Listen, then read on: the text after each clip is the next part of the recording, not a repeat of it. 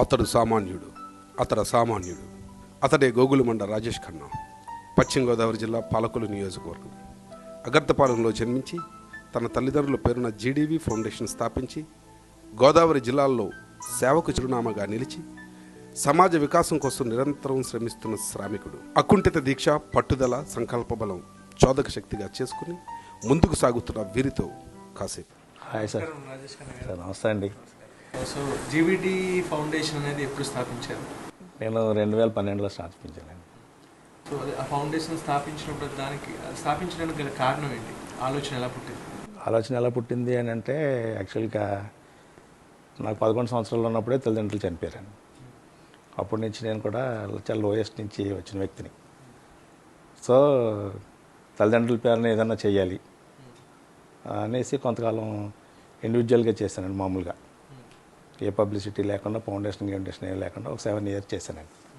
అట్లా కాదు, ఏదన్నా మా మదర్ పేరుని కానీ లేకపోతే మదర్ తెరిసా పేరుని కానీ పెట్టాలని అనిపించినప్పుడు మదర్ తెరిసాని ఇంప్రెషన్గా తీసుకొని తల్లిదండ్రులు, జన్మించినటువంటి తల్లిదండ్రులు ఉన్నారు. తల్లిదండ్రులు కూడా ఎట్లా ఉంటారో నాకు తెలియదు, వాళ్ళ రూపం నాకు తెలియదు.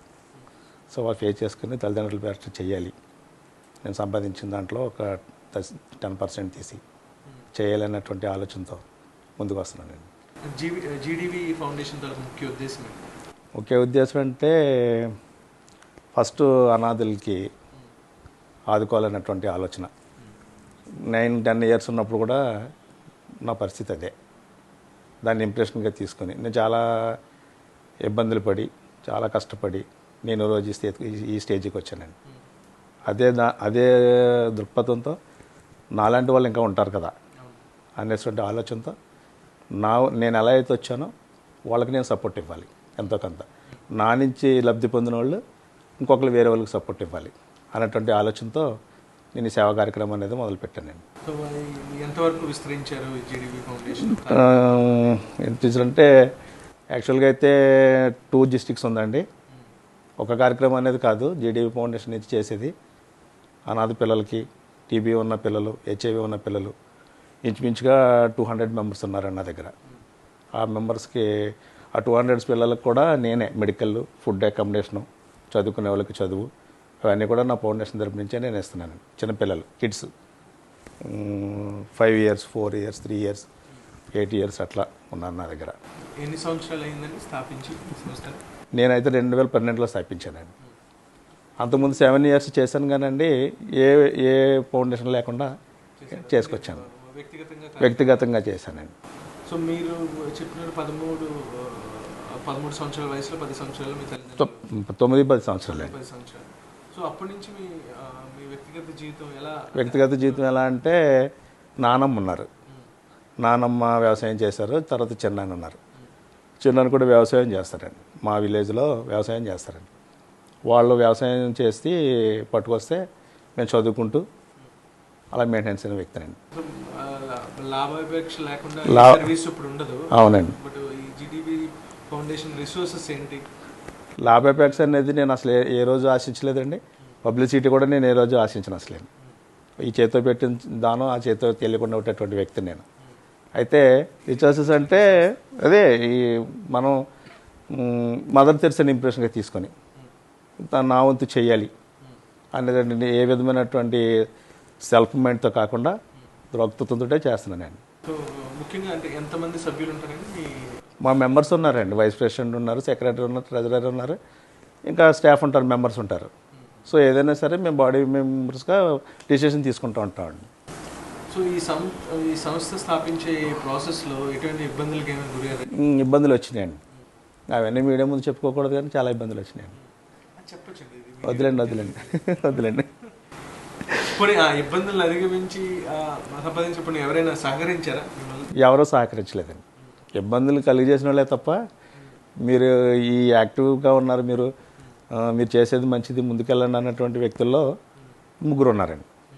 ఆ 3 వ్యక్తుల్లో ఫస్ట్ నా వైఫ్. నేను ఏది చేసినా సరే చేయండి, మీ ఆలోచన ఏదైతే నా ఆలోచన అదే అన్నటువంటి గైడెన్స్ నా భార్య ఇస్తూ, నేను ఎంత ఖర్చు పెట్టినా, నేను సంపాదించిన దాంట్లో 20% తీసినా 30% తీసినా తను ఎన్నడో కూడా నాకు అడ్డు చెప్పలేదు, ఎన్నడో కూడా కాదని అనలేదు. మీ ఆలోచన మా ఆలోచన అండి. నెక్స్ట్ ఏంటంటే మా బ్రదర్ మా ఐజాక్ బాబు గారు అండి, మైలాపతి ఐజాక్ బాబు గారు, అలాగే నెట్ల కిరణ్ చంద్ర, నన్న యూనివర్సిటీలో ప్రొఫెసర్, రాష్ట్రపతి అవార్డు. నేను చీకట్లో ఉన్న వ్యక్తిని ఈ కార్యక్రమాల్లో వెలుగులోకి తీసుకొచ్చారు వీళ్ళిద్దరు. అలా కాదు, మీరు అంతకాలం ఇలాగా గుర్తింపు లేకుండా చేస్తారు, అలా కాదు, మీరు మిమ్మల్ని బట్టి ఇంకొకరు ఇంప్రెషన్గా తీసుకోవాలి కదా. యాక్చువల్గా ఇప్పుడైతే అంత పబ్లిసిటీ 2,000 స్పాన్సర్ చేసి 4,000 రూపాయలు యాడ్ చేయించుకుంటున్నారు. అటువంటి టైంలో మీరు ఎంత చేస్తూ ఉండి కూడా మీరు ముందుకు రాపట్టు ఏంటండి అని చెప్పేసి బ్రదర్స్ ఇద్దరు కూడా చీకట్లో ఉన్నట్టు వెలుగులోకి తీసుకొచ్చారండి. ఈ ఫౌండేషన్లో దినచర్య ఎలా ఉండిపోతుందండి?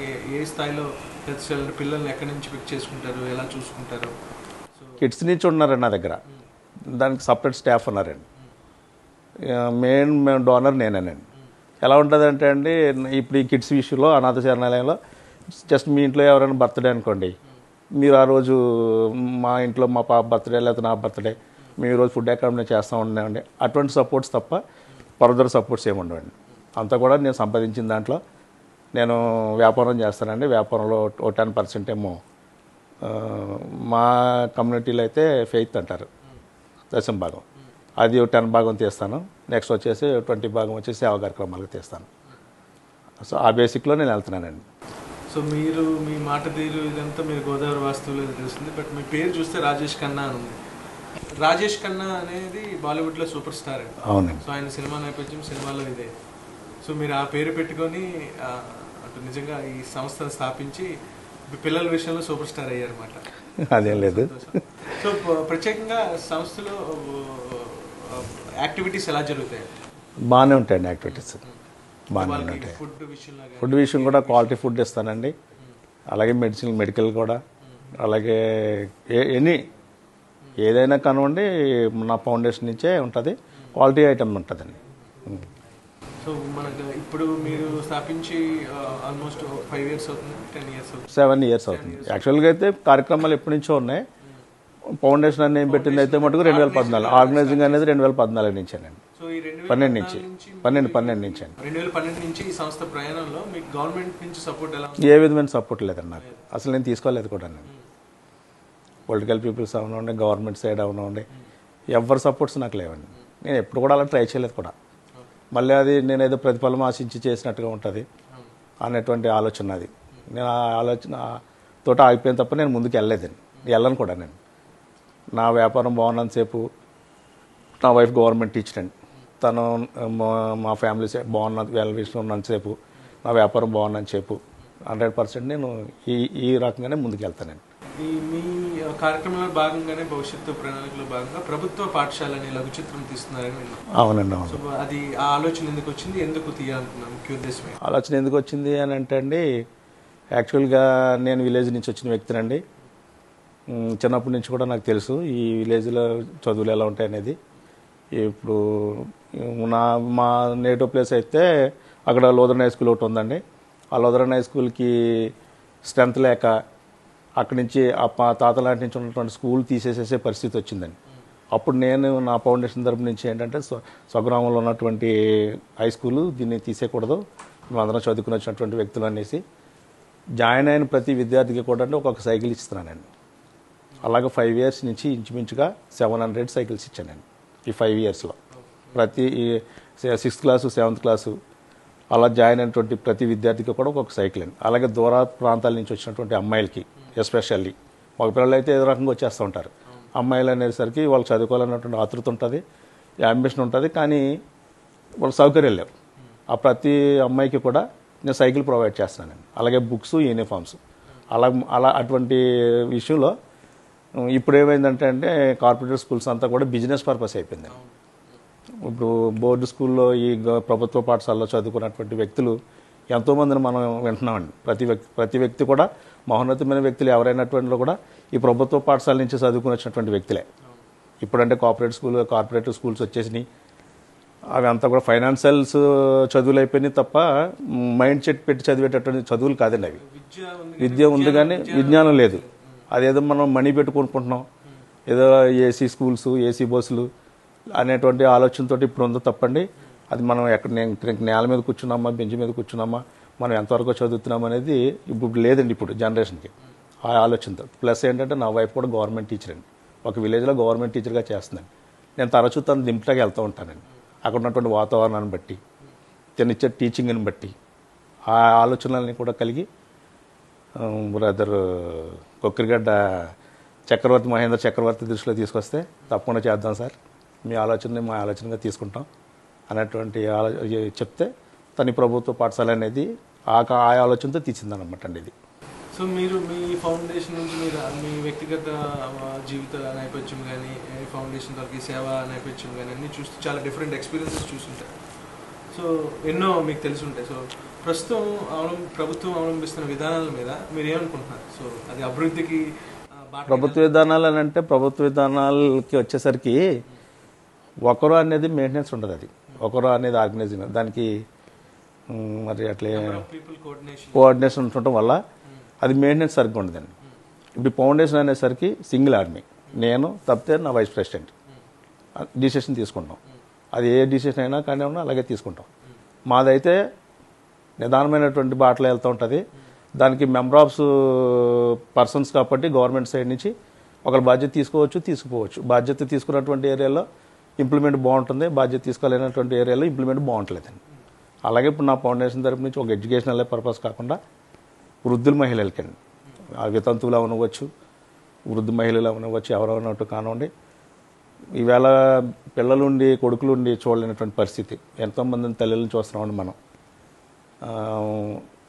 వాళ్ళకు ఉన్న ఇబ్బందులను బట్టో లేకపోతే చూసే మనసు లేకో ఏంటో తెలియదు, కానీ చాలామంది తల్లిదండ్రులని రోడ్డు మీద పారేసినటువంటి సందర్భాలు ఉన్నాయండి వాళ్ళ బెడ్లో. అటువంటి వ్యక్తుల్ని నేను ఆదరించి ఈరోజు ఇంచుమించుకు ఒక 1200 మంది ఉంటారండి. ఎవ్రీ మంత్ 200 ఇస్తానండి నేను పెన్షన్.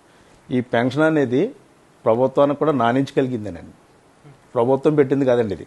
అఫ్కోర్స్ వాళ్ళకి ఏదో కలిగితే కలిగి ఉండొచ్చు, కానీ ఈ విడో పెన్షన్ ఇవ్వాలి, ఈ పిల్లలు బెడ్లు విడిచిపెట్టేసినటువంటి తల్లిదండ్రులను ఆదరించాలి అన్న ఆలోచన ప్రస్తుతం ఫస్ట్ నాకు కలిగి ఉండొచ్చు. అదే తర్వాత గవర్నమెంట్ కలిగిందేమో. ఈ 200 రూపాయల పెన్షన్ పెట్టింది నేనండి, 200 రూపాయల పెన్షన్ పెట్టింది నేనండి. అది ఇప్పటికే ఇస్తున్నానండి. అలాగే ఆ వృద్ధ మహిళలకి ఏమైనా వీడియోస్ కానివ్వండి, ఎవరికైనా కూడా నెలకు 5 కేజీలు బియ్యం అండి వాళ్ళ బ్రతకటం కోసం. 5 కేజీస్ ఎవ్రీ మంత్, 5 కేజీస్ కాడికి అలాగే 1000 మెంబర్స్కి ఇస్తున్నానండి. అలాగే వాళ్ళకి మెడికల్ ఏదైనా ఇబ్బంది కనుకుంటే మెడికల్, ప్లస్ ఏంటంటే వారు చనిపోయినప్పుడు ఆ రోజు మట్టి ఖర్చులు అంతా కూడా నా ఫౌండేషన్ తరపు నుంచే నేనే మొత్తం అంతా ఖర్చు నేనే బాధ్యత తీసుకుంటానండి. మట్టి ఖర్చులు అంటారు, అదంతా కూడా నేనే బాధ్యత తీసుకుని ఆ పని కూడా నేనే చేస్తానండి.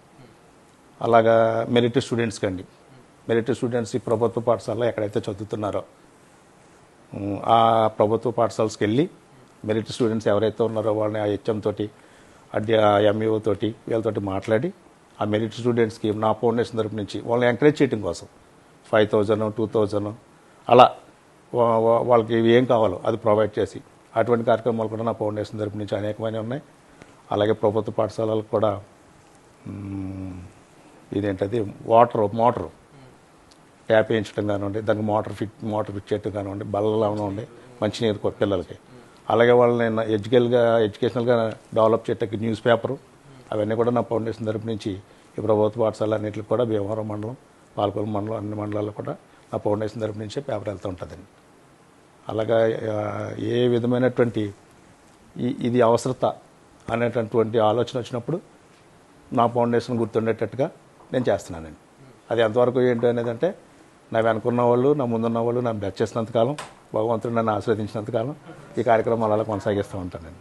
సో మీ ఫౌండేషన్ నుంచి భవిష్యత్తులో ఇంకా ఎలాంటి కార్యక్రమాలు చేద్దాం?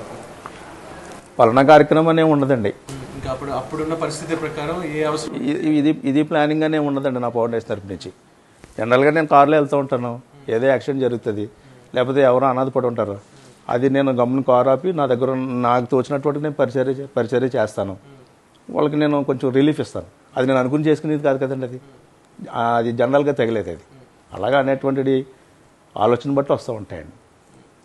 నా ఫౌండేషన్ యొక్క ఉద్దేశం ఏంటంటే పిల్లల ఎడ్యుకేషన్ పరంగా ఎక్కువ డెవలప్ చేయాలి అనేటువంటి ఆలోచన అన్నది. అలాగే నా ఫౌండేషన్ తరపు చేసిన కార్యక్రమాలను బట్టి తల్లిదండ్రులని విడిచిపెట్టేసినటువంటి కొడుకులు నేను చేసే కార్యక్రమంలో వాళ్ళని ఇన్స్పిరేషన్ తీసుకుని వాళ్ళ తల్లిదండ్రులు వాళ్ళని ఇంటికి తీసుకెళ్ళి మినిమం బాధ్యతటన్నా చూస్తారని నా ఆలోచన. అన్నిటికీ ఏంటంటే స్ఫూర్తి మదర్ తెరిసా. సో మీ బాల్యం నుంచి ఇప్పటి వరకు జరిగిందో మీకు అత్యంత సంతోషం కలిగించిన సందర్భం ఏమైనా ఉందా? నేను ఒకసారి మ్యారేజ్ అయిన 1 year 2 yearsకి మార్నింగ్ టిఫిన్ తీసుకురావడానికి అని చెప్పేసి నేను వెళ్ళానండి. భీమవరం వెంకటరామది టాకీస్ అని ఉంది, అక్కడికి నేను వెళ్ళినప్పుడు కారు వేసుకుని వెళ్ళి అక్కడ ఉన్నప్పుడు ఒక అనాథ సేవని తీసుకెళ్తున్నారండి. ముగ్గురు ఉన్నారండి. ఒక కర్రకి కట్టుకు తీసుకెళ్తున్నారు. బట్టలు లేవు ఆ బాడీకి, మామూలు ఏదో చిన్నంత కాచుతో తీసుకుని వెళ్తున్నారు. అంటే మనసుకు తృప్తి కలిగిన సంఘటన చెప్తున్నా, ఆనందించింది కాదు. అప్పుడు నాకు చాలా చలించిపోయాను. నేను ఇంత సొసైటీ ఉంది, ఎంతమంది ఉన్నారు భీమవరంలో, కనీసం అటువంటి పరిస్థితి వచ్చిందని చెప్పేసి నేను ఆ బాడీని ఆపించి, ఆ రోజు సండే అండి, భీమవరంలో రోడ్డు పక్కనే క్లాత్లో అమ్ముతూ ఉంటారు బట్టలు. అప్పుడు వెళ్ళి ఒక లుంగి కొని, ఒక పంచుకొని, ఆ బాడీ మీద చుట్టి, ఒక దండ తీసుకున్న దండ వేసి దండం పెట్టి వాళ్ళకి కొంత అమౌంట్ ఇచ్చి మీరు శుభ్రంగా ఘనంగా చేయండి అని తీసుకెళ్ళి వాళ్ళు నేను ఆ విషయం అది నాకు మనసుకు చాలా తృప్తిని అనిపించిందండి. అనేక సందర్భాల్లో నాకు అది గుర్తొస్తూ ఉంటుంది. నేను మనసుగా తృప్తి పడుతూ ఉంటాను. అది సంఘటన. మీరు చేయాలనుకుని చేయలేక అంటే అత్యంత బాధ కలిగించిన ఎక్స్పీరియన్స్ ఏమన్నా? అది కలిగించిన ఎక్స్పీరియన్స్ అంటే తల్లిదండ్రులు గుర్తొచ్చినప్పుడు బాధ వస్తూ ఉంటుంది. వాళ్ళ ఆశీర్వాదం కంపల్సరీ ఉంటుంది, ఎందుకంటే మీరు అయితే ఉంటుందండి, డెఫినెట్లీ ఉంటుంది తల్లిదండ్రుల ఆశీర్వాదం. అయితే ఇక్కడ నా తృప్తి ఏంటంటే, జనరల్గా నాకు తల్లిదండ్రులు ఉన్నారనుకోండి, నేను వాళ్ళని ఎలా చూసేవాడినో నాకు తెలియదు. ఒకవేళ నేను అందరి పిల్లలాగానే రోడ్డు మీద విడిచిపెట్టేసేవాడినేమో, లేకపోతే బాధ్యత లేకుండా ఉండేవాడినేమో, లేకపోతే వాడిని నేను ఇంకా బాగా చూసేవాడినేమో, నాకైతే ఈ విషయం తెలియదు. అయితే ఇప్పుడు నేను తృప్తి పడేది ఏంటంటే, నా తల్లిదండ్రులు ఉంటే వాళ్ళిద్దరినే నేను చూసేవాడిని. ఆ తల్లిదండ్రులు లేరు కాబట్టి నేను ఎంతమందికి అయితే సేవ చేస్తున్నానో అందరూ కూడా నా తల్లిదండ్రులేనండి. నా తల్లిదండ్రులతో సమానులేండి. నేను ఏ ఒక్కరి వ్యక్తికి నేను సేవ చేసినా ఆ వ్యక్తిని నేను తల్లిదండ్రులు చూస్తానండి, భగవంతుని చూస్తానండి. నాకు దేవుడు ఇచ్చినటువంటి గొప్ప అదృష్టం, గొప్ప ధన్యత నాకు అదండి. అయితే ఇప్పుడు నేను తల్లిదండ్రులు లేరని అనుకోవట్లేదండి. ఉంటే వాళ్ళిద్దరినే చూద్దును, లేరు కాబట్టి అనేక మందిని నేను చూస్తున్నానండి. అదొకటి తృప్తి కలిగిస్తుందండి. సో మీరు ప్రవేశపెట్టిన కొన్ని క్షేత్రస్థాయిలో ప్రవేశపెట్టిన పథకాలు, అదే పింఛన్ల రూపంలో వాటిల్లో వృద్ధులకు కానీ ఆసరా, సో ఈ రకంగా చూస్తే ఈ గ్రామంలో అంటే మా గాంధీజీ గారు చెప్పినట్టు గ్రామాలు మారితే గ్రామాలే నిజమైన. అవునండి, పట్టుకొమ్మలు. అంటే ఇండియా వేరే, భారత్ వేరే. సో భారత్ అనేది గ్రామంలోనే ఉంది ఆ జీవం అనేది. సో గ్రామీణ వికాసానికి ఎలాంటి కార్యక్రమాలు చేపడితే బాగుంటుంది అని మీ ఉద్దేశం? ఆ గ్రామానికి అవసరతను బట్టి ఒక లైబ్రరీ అనో, ఒక మెడికల్ కిట్ అనో, లేదంటే ఆ స్కూల్ లేకపోతే అక్కడ చిన్న వాలంటీర్ని పెట్టి అక్కడ మోటివేట్ చేయటమనో, ఇటువంటి ఆలోచనలు ఉంటాయండి అక్కడ. అదే ఆ తలంపుతో ఇప్పుడు లోదరన్ హై స్కూల్ అని చెప్పాను కదండి, ఆ లోదరన్ హై స్కూల్లో స్ట్రెంత్ లేక అక్కడ టీచర్స్ని తీసేస్తే ఒక 7 years నుంచి విద్యా వాలంటీర్స్ని పెట్టి 6 విద్యా వాలంటీర్స్కి 2,000 శాలరీ ఇస్తూ నేను ఆ స్కూల్ని మెయింటైన్ చేస్తున్నానండి ఇప్పుడండి. సో భవిష్యత్తులో మరి మీరు ఎన్ని ఆల్మోస్ట్ అంటే సేవాపరంగా ఇండివిజువల్గా మీకున్న శక్తి సామర్థ్యం నుంచి చేస్తున్నారు. సో రాజకీయాల్లోకి ఏదైనా ప్రవేశం, అదే ఆలోచన అటువంటి ఆలోచన అయితే ఏం లేదండి అక్కడ. అంటే రాజకీయాల్లోకి వస్తే ఇంకా మీరు చేసే సేవ ఎక్కువగా వెళ్ళొచ్చు అనేది. రాజకీయాల్లోకి రావడం వల్ల ఒక స్వార్థం అనేది ఏర్పడుతుంది. ఇప్పుడు నేను ఏ విధమైనటువంటి బాధ లేదు, ఏ విధమైనటువంటి ఇబ్బంది లేదు. నేను సంపాదిస్తున్నాను, సంపాదించిన దాంట్లో మనస్ఫూర్తిగా తీస్తున్నాను, ఖర్చు పెడుతున్నాను, ఒక తృప్తి పొందుతున్నాను. ఈ పాలిటిక్స్లోకి వెళ్ళటం వల్ల ఏంటో ఉంటుందంటే, నేను ఇంత ఖర్చు పెట్టాను, దాన్ని నేను ఎలా సంపాదించాలి అన్నటువంటి దురాలోచన నాకు వస్తుంది. నాకే కాదు, ప్రతి రాజకీయ వ్యక్తికి కూడా వస్తుంది. ఒక సెల్ఫిష్ మైండ్ తోటి ఉంటారు. నేను అలా ఉండదలుచుకోలేదండి. నా ఆర్థిక పరిస్థితి బాగుందని చెప్పి నేను ఇలా సేవా కార్యక్రమాలు చేస్తూ ఇలాగే ముందుకు వెళ్ళాలనుకుంటున్నాను తప్ప ఏ విధమైనటువంటి పాలిటిక్స్లోకి నేను ఎంటర్ అవ్వదలుచుకోలేదండి. మెయిన్గా ఇప్పుడు జనరేషన్ అంతా భారత్లో ఎక్కువగా యువ భారతమే ఉంది, అంటే ఎక్కువ యూత్ ఉన్నారు. యూత్. సో అంటే మీరు అప్పుడు ఆలోచన కలిగింది, ఏదో ఇన్స్పిరేషన్ కలిగించింది, మీ జర్నీ ఇలా కొనసాగింది. సో ప్రజెంట్ ఈ జనరేషన్లో యూత్ ఎలా ఉంటున్నారు? సో ఎలా ఉంటే మంచిది అంటే మీరు ఏమైనా మీ అబ్జర్వేషన్లో ఏం చెప్తారు? నేను అంత అడ్వైజ్ చేసే స్థాయిలో లేను ఇప్పుడు యూత్ గురించి. అంటే ఎలా ఏ విధమైన అడ్వైజ్ ఇచ్చినా కూడా యూత్కి అది మంచిగా తీసుకుంటే పర్వాలేదు, చెడ్డగా తీసుకుంటే నా మీద కొన్ని కామెంట్స్ వస్తాయి. నేను అట్లకి ముందుకు వెళ్ళదలుచుకోలేదు. సరే, మీ మీ ఇంటర్వ్యూ చూస్తున్న ప్రేక్షకులు కానీ సరే ఇంకెవరైనా ఈ సోషల్ మీడియాలో డిఫరెంట్గా చూస్తున్నారు, సో ఈ సర్వీస్ విషయంలో వీటిల్లో సో మీరు ఏమైనా చెప్పాలనుకుంటున్నారు మెసేజ్? సర్వీస్ విషయాల్లో ఏంటంటే జన్మించిన తల్లిదండ్రులని నేను రోడ్డున పడేద్దని చెప్తాను ప్రతి వ్యక్తికి కూడా. వాళ్ళు జన్మనిస్తేనే మనం ఈరోజు ఇలా ఉండగలిగాం. జన్మలన్నింటిలో కల్లా అత్యుత్తమమైనది మానవ జన్మ. ఆ జన్మను మనకు తల్లిదండ్రులు ఇచ్చారు అని అంటే ఆ తల్లిదండ్రులు ఉన్నంత వరకు మనం ఎంతవరకైనా చేయాలి. అలా చేయట్లేదండి ఈరోజు. ఆర్థిక పరిస్థితి బాగున్నటువంటి పిల్లలు చేయట్లేదు, ఆర్థిక పరిస్థితి బాగాలేనటువంటి పిల్లలు కూడా చేయట్లేదు. తల్లిదండ్రులు లేని బాధ ఏంటనేది నాకు తెలుసండి.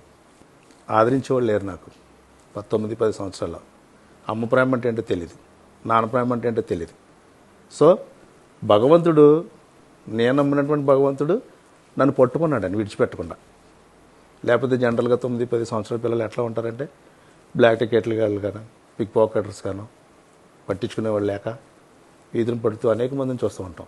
కానీ తల్లిదండ్రులు లేనన్నటువంటి మాట ఒకటే, కానీ భగవంతుడు అనేటువంటి దేవుడు మమ్మల్ని విడిచిపెట్టలేదండి ఆ రోజు నుంచి ఈ రోజు వరకు కూడా. అంచేత నేను ఏదైనా అడ్వైజ్ ఇవ్వాలి అనుకుంటే జన్మించిన తల్లిదండ్రులను మర్చిపోద్దు అంటానండి. సో మీరు అన్నారు అమ్మ లేరు, నాన్న లేరు, సో ఆ జీవితం తల్లిదండ్రులు ముఖ్యంగా చూడాలి. సో ఇంకా ఏమి ఉంటే బాగుంటుంది? అసలు ఏముంటే బాగుంటుందంటే హ్యాండిక్యాప్టర్ గురించి మాట్లాడుకోవాలంటే, హ్యాండిక్యాప్టర్ని హ్యాండిక్యాప్టర్గా కాకుండా చూడగాలి అని అంటే ముందు మన మనసు హ్యాండిక్యాప్టర్ అయి ఉండకూడదండి. కరెక్టే కదండి. అంచేత ఏంటంటే ప్రతి హ్యాండిక్యాప్టర్ని వాళ్ళ లోపాలను చూడకుండా వాళ్ళ మనసును చూసి, వాళ్ళ ఉన్న టాలెంట్ని చూసి, వాడు చదువుతాడా, ఆర్టిస్టా, అయితే ఏంటి అనేది అది ఆలోచించి అతనికి మనం ఆ రకమైన సపోర్ట్ ఇస్తే అతను నిజమైన వికలాంగుడు కాదని. అయితే ఇప్పుడు ఉన్నటువంటి యూత్ లేకపోతే వేరే అవ్వచ్చు, అతనిలో ఉన్న లోపాలు చూసి చేస్తున్నారు తప్ప హేళన నిజమైనటువంటి సపోర్ట్ ఇవ్వట్లేదండి. అలా నేను చేయాలని, అలాగే అందులకి వికలాంగులకి, అలాగే ఈరోజు హెచ్ఐవి ఉన్న పిల్లలు ఉన్నారండి చాలామంది. ఆ పిల్లలు చేసినటువంటి పాపం కాదు, తప్పు కదండి. తల్లిదండ్రులు చేసినటువంటి తప్పును బట్టి, తల్లిదండ్రులు చేసినటువంటి పాపాన్ని బట్టి ఈరోజు ఆ చిన్నపిల్లలు కిడ్స్ అనిపిస్తున్నారండి బాధ. అదొకటి లేకుండా ఉండాలనేటువంటి నా ఫౌండేషన్ తరపు నుంచి ఎంతవరకు అయితే సాధ్యమవుతుందో అంతవరకు నేను ఒక మెసేజ్ ఇవ్వాలని, అటువంటి హెచ్ఐవి బారిన పడకుండా ఉండేటట్లుగా వాళ్ళు చేసినటువంటి సుఖాలు ఆనందాలను బట్టి ఇటువంటి పిల్లల్ని సఫర్ చేయకుండా ఉండేటట్టుగా ఏదైనా మెసేజ్ ఇస్తే బాగుంటుంది అనేటువంటి ఆలోచన ఉంది నాకండి. ఈ వికలాంగుల కోసం అవనివ్వండి, డఫ్ అండ్ డమ్ వాళ్ళ గురించి కానివ్వండి, అలాగా కొన్ని ఉన్నాయండి. దేవుని చిత్తమైతే నేను ఏన్నింటిలో కూడా ముందుకెళ్తాను. నాతోటి ఉన్నటువంటి మిత్రులు కిరణ్ చంద్ర గారితో, ఐజక్ బాబు గారు, అలాగే నా వైఫ్, ఎస్పెషల్లీ నా వైఫ్, తను ఉండాలి, సపోర్ట్ ఉండాలి. తను 100% ఎప్పుడు నాకు తను ఏకీభావిస్తుంది నాతో, నా అభిరుచులు పంచుకుంటుంది. లేకపోతే ఇలా పాడు చేస్తున్నారు, అలా పాడు చేస్తున్నారు అన్న ఆలోచన ఇప్పటికీ నాకు రాలేదు, తను కలుగు చేయలేదు కూడా. తనకు కూడా నేను చేసే ప్రతి సోషల్ యాక్టివిటీస్ కూడా తనకి ఇష్టం, తనకు కూడా మీ ఇష్టం అండి చెయ్యండి అంటుంది. నేను చేసేటటువంటి సోషల్ యాక్టివిటీస్ని బట్టి చాలామంది ఏమనుకుంటారంటే ఈయన ఫారెన్ ఎయిడ్ వస్తుందేమో, ఫారెన్ ఫండ్ వస్తుందేమో. ఫారెన్ అనేది రాయటం రాదండి నాకు. అదే ఇప్పుడు ఎలా ఉందంటే సేవ అనేది నేనే చేస్తేనే సేవ కదండి. మీకు ముఖ్యంగా సేవ చేయాలన్నట్టు ఆలోచన మనసులో కలగాలండి, ఆ తలంపు రావాలండి. అది డైలీ వేజెస్ కూడా వచ్చిందనుకోండి ఆ తలంపు, అతను సంపాదించినటువంటి రోజుకు 300లో ఒక 10 రూపాయలు తీసి పక్కకి పెడితే ప్రతి నెలకు 300 అవుద్దండి. ఆ 300 పట్టుకెళ్ళి ఏదో సేవా కార్యక్రమంలో ఉపయోగిస్తే అతను సేవ చేసినట్టే. ఫారెన్ నుంచి ఏ ఫండ్ వస్తానో, లేకపోతే మనకి రాంగ్ రూట్లో సంపాదించినటువంటి అమౌంట్ తోటో, వేరే రూట్స్లో వచ్చినటువంటి అమౌంట్స్ తోటి సంపాదించేసి చేయాలనేటువంటి ఆలోచన కాదు. అలాగా వస్తున్నదే సేవా కార్యక్రమాలు చేస్తారని ఈ ప్రేక్షకులు కూడా అనుకోవాల్సిన వద్దండి. ముఖ్యంగా నేను ఇచ్చేది మెసేజ్ అదేనండి.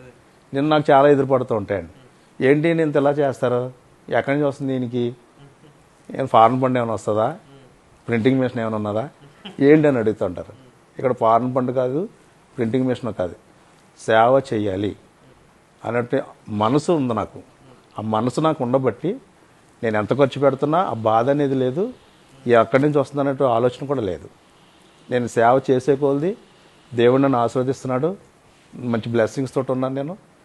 అలాగే వస్తుంది ఫండ్ నాకు. నా వ్యాపారం కేవలం వ్యాపారం అండి. వ్యాపారం ద్వారా నేను అభివృద్ధి చెందుతున్నాను. ఆ వ్యాపారంలోంచి వచ్చినటువంటి దాన్ని 20% తీసి ఇటువంటి సేవా కార్యక్రమాలకు ఉపయోగిస్తూ ఉంటాను. అంతే తప్పండి వేరే లాంగ్ రూట్లో వచ్చింది కాదు, ఫారిన్ ఎయిడ్ వచ్చింది కాదు. కానీ ముఖ్యంగా చెయ్యాలి అన్నటువంటి ఆలోచన మనసు ప్రతి ఒక్కరిలో ఉంటే వాళ్ళు కూడా చేయొచ్చండి. కానీ ఈరోజు ఆ ఆలోచన తక్కువ మందికి ఉందండి. కానీ ప్రతి ఒక్కరికి నేను చెప్పేది ఏంటంటే మీకు ఉన్నంతలోనే చేయమంటానండి. తిరుపతి వెళ్ళేసేసి, జెరూసలేం వెళ్ళేసేసి, లేకుంటే వేరే మక్కా వెళ్ళేసేసి, వేరే టెంపుల్స్కి వెళ్ళేసేసి రాంగ్ రూట్లో కోట్లు లక్షలు వేసేస్తే అది క్షణకావేశమైన తృప్తి అండి, క్షణంలో కలిగే తృప్తి అండి. నేను అటువంటి వీటికి ఇష్టపడినండి. అదే అమౌంట్ని అనాథులు ఉన్నారండి, పేదలు ఉన్నారు, ఏమీ లేనటువంటి వాళ్ళు ఉన్నారు, వాళ్ళకి ఉపయోగించండి. మెడికల్ పరంగా బాగాలేదు ఈరోజు. ఎంతసేపు గవర్నమెంటే చేయాలి అంటే గవర్నమెంట్స్లో కూడా ఫండ్స్ లేవు ఇప్పుడున్నటువంటి ఆర్థిక పరిస్థితిని బట్టి. గవర్నమెంట్ దగ్గర లేదు, కానీ గవర్నమెంట్లో ఉన్నటువంటి వ్యక్తుల దగ్గర ఉన్నది అదని ఫండ్. వారందరూ తీసి నా వంతు మేము చేయాలి అన్నటువంటి ఆలోచన ఉంటే రాష్ట్రం అలాగే మన చుట్టూ ఉన్నటువంటి సొసైటీ మనం కూడా చాలా అభివృద్ధి చెందుతామండి. నేను అడ్వైజ్ ఏంటంటే తిరుపతిలో, మక్కయ్యలో, చర్చిలకెళ్ళో, మసీదులకెళ్ళో నేను వేల లక్షలు ఉండేలో వేయొద్దు అంటానండి. అది క్షణంలో కలిగే తృప్తి అండి. తర్వాత మళ్ళీ ఇంటికి వచ్చాక బాధపడతాం ఎంత వేసేసేమే అని. చాలామంది అనుకుంటా తెలీదు. అయితే ఆ వేసిన అమౌంట్ని ఒక ట్రైబల్ ఏరియాలోకి వెళ్ళో లేకపోతే స్లమ్ ఏరియాలోకి వెళ్ళో వాళ్ళకి కనీస అవసరతలు తీర్చినప్పుడు ఆ తృప్తి వేరండి. నేను అటువంటి ఏమైనా చేయగలిగితే చేయమంటానండి. సో చివరిగా రాబోయే ఒక 5 ఏళ్ళలో 10 ఏళ్ళ టైంలో సో మీ ఫౌండేషన్ కానీ మీ కార్యక్రమాలు కానీ మీ ఉద్దేశాలు కానీ ఎలా ఉండాలనుకుంటున్నారు? ఎలా ఉండాలి అని అంటే ఒక బ్రాండెడ్లా ఉండాలనుకుంటానండి. జీడీవీ ఫౌండేషన్ ఒక బ్రాండ్. ఆ జీడీవీ ఫౌండేషన్ వచ్చిన వ్యక్తులు కూడా బ్రాండ్, వాళ్ళ ఆలోచనలు బ్రాండ్, వాళ్ళ తలంపులు బ్రాండ్. నిజమైనటువంటి సేవ అనేది ఉంటే జీడీవీ ఫౌండేషన్ ద్వారా అందుతుంది అనేటువంటి ఆలోచన కలిగి ఉండాలండి. ప్రార్థించే చేతుల కన్నా సాయం చేసే చేతుల మీద అనే సామెత నిజం చేసి నేను మాత్రమే నా కోసం, నా వాళ్ళ కోసం అనే ప్రస్తుత భావాలు కలిగిన ఈ సమాజంలో సో మేము మనందరి కోసం, మన భావాలు సో అందరి కోసం అని సో ప్రేమ అంటే, ప్రేమించడం అంటే ఇవ్వడం అనే దాన్ని నిజం చేస్తూ తప్పకుండా మీకు మదర్ తెరెసా ఇన్స్పిరేషన్ తీసుకుని చేస్తున్న కార్యక్రమాలు మీ కళలు అన్ని నిజం అవ్వాలని సో మీ తల్లిదండ్రుల ఆశీర్వాదం, మిగతా వాళ్ళ ఆశీర్వాదం అందరూ కలాలని కోరుకుంటూ నమస్కారం. సరే.